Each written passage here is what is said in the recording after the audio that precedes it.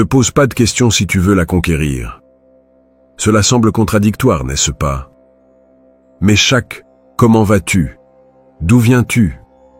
Que prends-tu? Sonne comme un interrogatoire, pas comme de la séduction. Elle sent que tu ne sais pas ce que tu fais, et ses instincts l'éloignent de toi. C'est de la pure psychologie. L'interrogatoire génère du rejet. Maintenant, tu te demandes sûrement, alors, quelle est la bonne façon de faire? Et je te réponds, reste jusqu'à la fin de cette vidéo, et tu auras ta réponse. Alors, aime cette vidéo si c'est le genre de contenu que tu aimes, et si vous êtes prêt à aller plus loin, à passer de la théorie à la maîtrise totale de l'art de parler aux femmes, alors j'ai quelque chose pour vous. Je vous ai laissé un guide ultime dans les commentaires ci-dessous. Ce n'est pas pour tout le monde, mais uniquement pour ceux qui sont déterminés à ne plus jamais être un simple acteur de leur conversation. Alors passons à ce qui compte vraiment. T'es-tu déjà demandé pourquoi cette conversation qui avait si bien commencé s'est terminée par un silence gênant? La réponse se trouve dans quelque chose que Machiavel comprenait parfaitement. Le pouvoir ne se mendie pas, il se projette. Et quand tu bombardes une femme de questions, tu mendies son attention au lieu de la conquérir. Pense-y un instant. Quand tu t'approches et que tu lâches cette mitrailleuse de questions, comment t'appelles-tu? Que fais-tu dans la vie? Tu viens souvent ici? Quel message envoies-tu réellement? Lui dis-tu que tu n'as rien d'intéressant à offrir? Que tu dépends entièrement d'elle pour maintenir la conversation en vie? C'est comme lui demander la permission d'exister dans son monde. Mais voici le poison caché. Chaque question que tu poses sans contexte la place dans une position de pouvoir absolu sur toi. Elle décide quoi répondre, combien révéler, si elle continue ou non. Tu restes à attendre ces miettes d'attention comme un chiot affamé. Et tu sais quoi? Ça ne l'excite pas, ça l'ennuie. L'esprit féminin est programmé pour détecter la valeur et la confiance en quelques secondes. Quand tu arrives en posant toutes les questions, son cerveau primitif traduit cela par « Cet homme n'a pas ses propres ressources, il a besoin d'extraire les miennes. » C'est de la survie de base. Elle pense inconsciemment « S'il ne peut même pas tenir une conversation sans mon aide, comment va-t-il me protéger ou me guider dans quelque chose d'important ?» Et voici le plus brutal. Plus tu poses de questions, plus tu confirmes son soupçon que tu es exactement le type d'homme qu'elle peut dominer facilement. Il n'y a pas de mystère, pas de défi, rien qui éveille sa curiosité. Juste un homme transparent et prévisible qui implore son approbation. La vérité est que les femmes les plus attirantes entendent ces mêmes questions ennuyeuses 20 fois par jour. Comment vas-tu? Et celle qui viendra après. Tu deviens une partie de la masse, invisible, oubliable. Mais il existe une stratégie beaucoup plus puissante, une qui inverse complètement cette dynamique toxique. Au lieu de demander, tu déclares. Au lieu de mendier des informations, tu partages ton monde. Au lieu de lui demander de t'amuser, tu l'invites dans ta réalité. Regarde, si ce contenu t'ouvre les yeux sur des erreurs que tu as peut-être commises sans t'en rendre compte, alors tu dois être là quand je révélerai exactement comment appliquer cette stratégie étape par étape. Ce n'est pas un hasard si tu es arrivé jusqu'ici, et ce ne devrait pas être un hasard si tu restes pour découvrir le reste. Abonne-toi, car ce qui vient ensuite va complètement changer ta façon de te connecter avec les femmes. Maintenant que tu comprends pourquoi l'interrogatoire te transforme en proie, il est temps de te révéler la formule qu'utilisent les hommes qui ne mendient jamais l'attention, la règle d'or qui transforme toute rencontre en territoire de conquête. La stratégie est d'une simplicité dévastatrice, mais elle exige l'astuce que Machiavel admirait chez les grands leaders. Avant chaque question, fais toujours une déclaration. Toujours. Sans exception. Pourquoi cela fonctionne-t-il comme de la magie noire? Parce que lorsque tu déclares en premier, tu établis le cadre de la conversation. Tu diriges. Elle répond. Tu crées l'ambiance. Elle s'y adapte. C'est la différence entre être le réalisateur du film ou être un figurant attendant des instructions. Imagine-toi dans un bar. L'approche perdante serait « Comment vas-tu? Que prends-tu? Tu aimes la musique ?»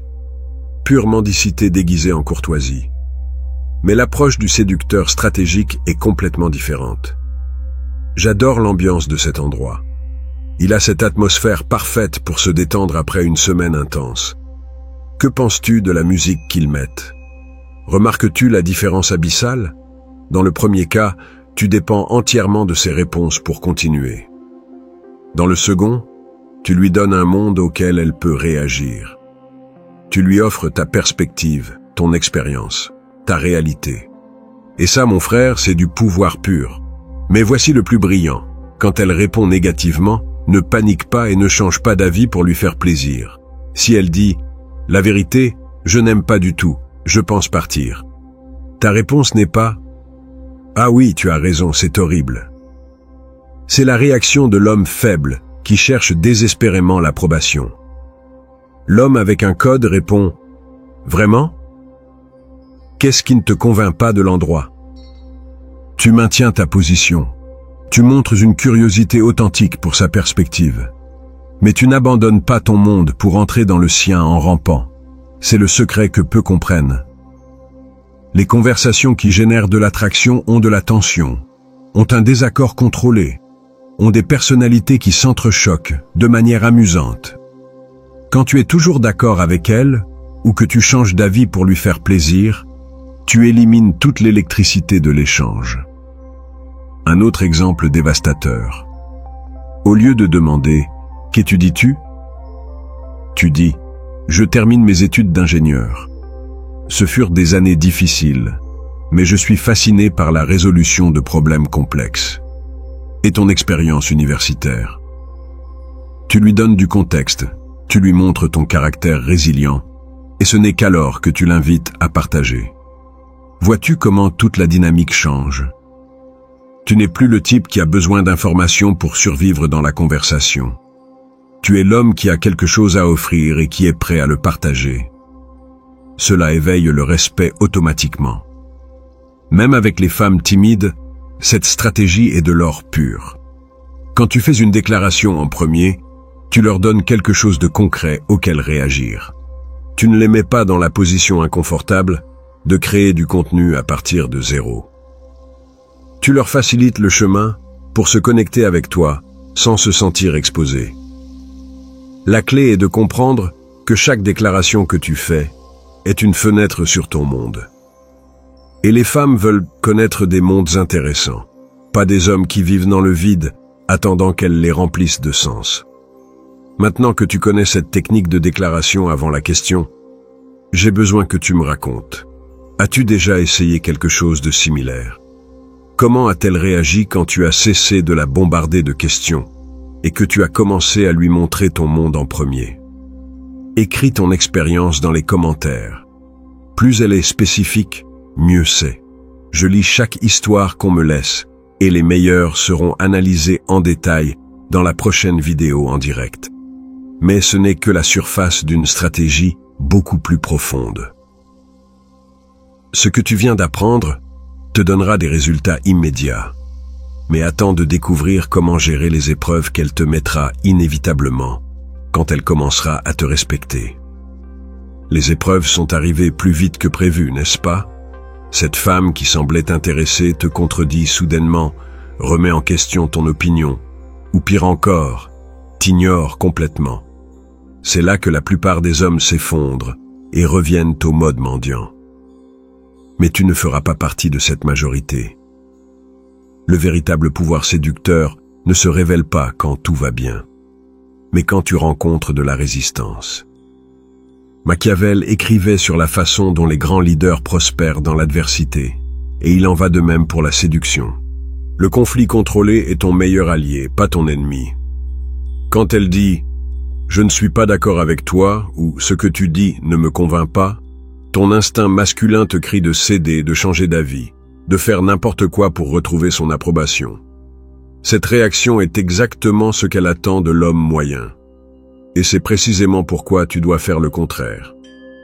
La réponse du maître est de rester ferme avec élégance. Ah, une femme avec son propre jugement. Ça me fascine. Dis-moi pourquoi tu penses différemment. Tu n'attaques pas sa position. Tu ne défends pas la tienne désespérément. Tu restes simplement centré et curieux. Cela la désarme complètement, car elle ne peut pas te classer dans l'une de ces catégories mentales prédéfinies. Mais voici la technique la plus mortelle, la provocation ludique. Quand elle dit qu'elle déteste quelque chose que tu aimes, au lieu de paniquer, tu souris et tu dis « Je vois, tu es de ces personnes difficiles à satisfaire. Qu'est-ce que tu détestes d'autre dans la vie ?» Tu le dis avec un sourire qui indique que tu t'amuses, pas que tu attaques. Cette tension sexuelle qui se génère est de l'or liquide. Pourquoi cela fonctionne-t-il comme de la sorcellerie? Parce que les femmes sont habituées aux hommes qui s'excusent d'exister. Quand elles trouvent quelqu'un qui non seulement ne s'excuse pas, mais les provoque intelligemment, leur cerveau primitif interprète cela comme une confiance suprême. Et la confiance suprême ne peut venir que d'un homme de grande valeur.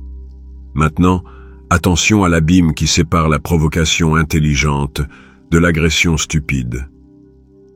L'homme insécure provoque pour blesser, pour montrer sa supériorité. Le séducteur stratégique provoque pour créer une connexion, pour générer cette étincelle qui la fait penser à toi des heures après que vous vous soyez séparés. Avec les femmes timides, adapte l'intensité, mais garde l'essence. Au lieu de « tu es difficile à satisfaire », tu peux dire « j'aime que tu aies des opinions fermes ». C'est rafraîchissant de trouver quelqu'un qui pense par elle-même. Même stratégie, voltage différent. Maintenant, je veux que tu votes. Quand elle te contredit, qu'est-ce qui fonctionne le mieux? A. Maintenir ta position avec une provocation ludique. B.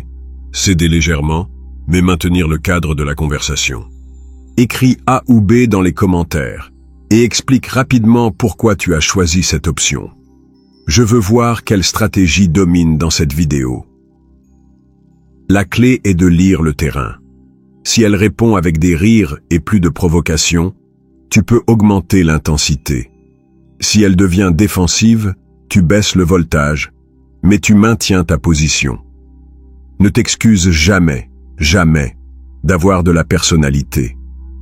Voici le secret que peu maîtrisent.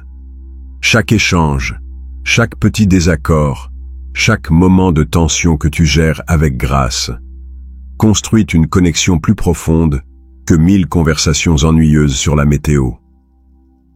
Parce que c'est dans ces moments de friction que les gens se connaissent vraiment. Et quand tu réussis à ce qu'elle te provoque en retour, quand elle commence à te défier avec ce sourire malicieux, tu sais que tu as gagné. Tu n'es plus le type qu'elle a rencontré il y a 10 minutes.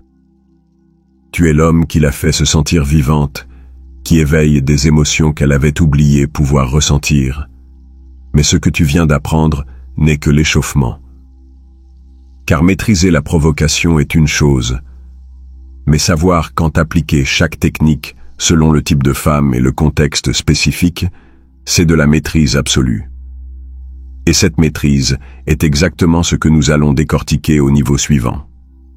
Le moment de vérité est arrivé. Tu as les outils, tu connais la psychologie, tu maîtrises la provocation, mais maintenant, tu dois savoir quand utiliser chaque arme de ton arsenal selon le champ de bataille spécifique. Parce qu'une stratégie mal appliquée est pire que pas de stratégie du tout. Dans l'environnement professionnel, la subtilité est ton meilleur allié. Quand on te présente cette collègue que tu as remarquée depuis des semaines, tu ne peux pas arriver avec la même intensité que tu utiliserais dans un bar. Ici, la déclaration initiale doit être plus sophistiquée. Je travaille en comptabilité au 8e étage. Je profite de la vue d'ici depuis 3 ans. Et ton expérience dans ton département? Tu établis ton territoire, tu montres de la stabilité, et ce n'est qu'alors que tu l'invites à partager. Mais si tu détectes qu'elle répond avec une énergie élevée, tu peux augmenter légèrement le voltage. On m'a dit que tu étais l'experte pour résoudre les problèmes impossibles ici. C'est vrai ou c'est juste de la propagande du département? Une provocation douce qui la défie sans franchir les limites professionnelles. Lors des premiers rendez-vous, le territoire change complètement. Ici, tu peux te permettre plus de vulnérabilité stratégique mélangée à de la confiance. Quand elle dit qu'elle ne boit pas d'alcool, l'homme moyen s'excuse et change de sujet. Le stratège répond « Parfait, alors tu pourras te souvenir de toutes mes meilleures phrases de cette nuit. Que préfères-tu faire pour t'amuser ?» Tu maintiens le cadre amusant. Tu ne juges pas sa décision, mais tu continues à diriger la conversation. La clé est de lire les signaux qu'elle t'envoie constamment. Si ses réponses sont courtes et qu'elle évite le contact visuel, ce n'est pas le moment d'intensifier la provocation. C'est le moment de baisser la garde stratégiquement. Je remarque que tu préfères peut-être des conversations plus calmes. Ça me semble parfait. J'ai aussi ces moments. Tu lui donnes de l'espace sans te retirer complètement. Voici le principe que Machiavel aurait appliqué à la séduction. Adapte ta stratégie au terrain, mais n'abandonne jamais tes principes fondamentaux. Si l'environnement exige de la subtilité, sois subtil. S'il exige de l'audace, sois audacieux. Mais toujours depuis ton centre de pouvoir, jamais depuis le désespoir. Dans les réunions sociales où il y a plusieurs femmes, ta stratégie doit être encore plus raffinée. Tu ne peux pas appliquer la même technique avec toutes, car elles s'en rendront compte immédiatement. Avec la plus extravertie du groupe, tu peux utiliser une provocation directe. Avec la plus réservée, des déclarations plus profondes et des questions qui invitent à la réflexion. Le moment le plus dangereux est quand tu sens que tu as gagné son intérêt. C'est là que la plupart des hommes commettent l'erreur fatale. Ils deviennent complaisants, cessent de diriger, commencent à chercher son approbation constamment. Erreur mortelle. L'intérêt se maintient avec la même énergie qu'il a créée.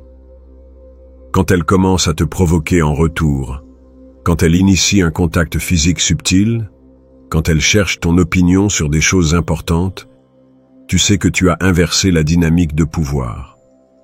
Mais attention, c'est le moment de montrer ton côté le plus authentique sans perdre le leadership. Tu peux être vulnérable sans être faible. Tu peux être tendre sans être servile. La maîtrise absolue se révèle dans la façon dont tu intègres tous ces éléments. Un timing parfait, une lecture émotionnelle précise, une adaptabilité sans perte d'authenticité, et surtout, la capacité de maintenir ton centre de pouvoir, peu importe comment elle réagit. Parce qu'au final, mon frère, il ne s'agit pas seulement de conquérir des femmes.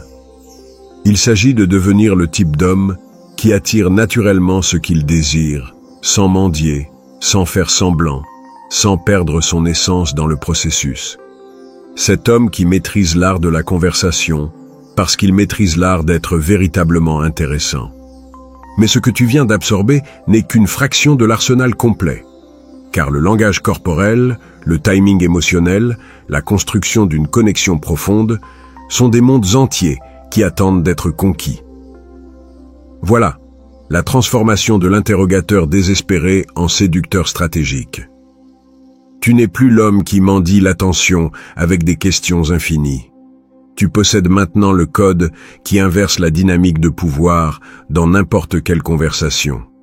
Mais souviens-toi, ce n'est qu'une colonne de l'édifice complet. Le langage corporel, la présence magnétique, la connexion émotionnelle profonde. Encore une fois, si vous êtes prêt à aller plus loin, à passer de la théorie à la maîtrise totale de l'art de parler aux femmes, alors je vous ai laissé un guide ultime dans les commentaires, soit dans la description de cette vidéo. Alors à très bientôt pour une nouvelle vidéo.